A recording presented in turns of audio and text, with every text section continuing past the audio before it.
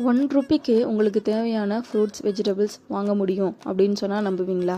Fruits, vegetables இல்லாமல் Maggi, ragi அந்த மாதிரி ஐட்டம் கூட வாங்க முடியும். ஆனால் ₹1க்கு வாங்க முடியும் அப்படிங்கிறத உங்களால் நம்ப முடியுதா? ஆமாங்க, என்னாலையும் நம்ப முடியல. அதனால தான் நான் உண்மைதானா அப்படின்னு செக் பண்ணுறதுக்காக இன்ஸ்டாமார்ட் போய்க்கிட்டேன். என்கிட்ட ஸ்விக்கி இருக்கிறதுனால அதில் இன்ஸ்டாமார்ட் கிளிக் பண்ணி நான் உள்ளே போய்க்கிட்டேன். நீங்கள் இன்ஸ்டாமார்ட் அப்ளிகேஷனே வச்சுருந்தீங்க அப்படின்னா நீங்கள் அதிலே கூட அது மாதிரி பண்ணிக்கலாம். நம்மளுடைய கார்ட் வேல்யூ ₹99 இருந்துச்சுன்னா மட்டும்தான் அந்த ₹1 ப்ராடக்டோடதை நம்ம வாங்க முடியும். நான் ஃபஸ்ட்டு ப்ரெட்டு ஆட் பண்ணியிருப்பேன். நெக்ஸ்ட்டு நான் ஆரஞ்சு ஆட் பண்ணிக்கிறேன். ஏன்னா நமக்கு 2 வேல்யூ சேர்த்து நம்ம ₹100க்கு அபோவ் இருந்துச்சுன்னா மட்டும்தான் அந்த ₹1 அப்படிங்கிறது நமக்கு ஓப்பன் ஆகும். இப்போ நீங்கள் பார்த்தீங்கன்னா எனக்கு ₹1 அப்படிங்கிறது ஓப்பன் ஆகிடுச்சு.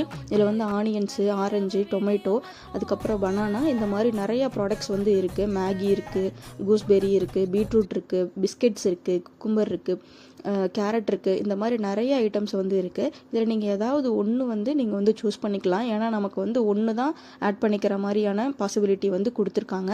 ஸோ அதனால் நான் பீட்ரூட் வாங்கிக்கலாம். ஏன்னா அது ½ kg ₹1 அப்படின்னு இருக்கிறதுனால நான் பீட்ரூட் வாங்கிக்கலாம் அப்படின்னு சொல்லிட்டு நான் பீட்ரூட்டை கிளிக் பண்ணிக்கிட்டேன்.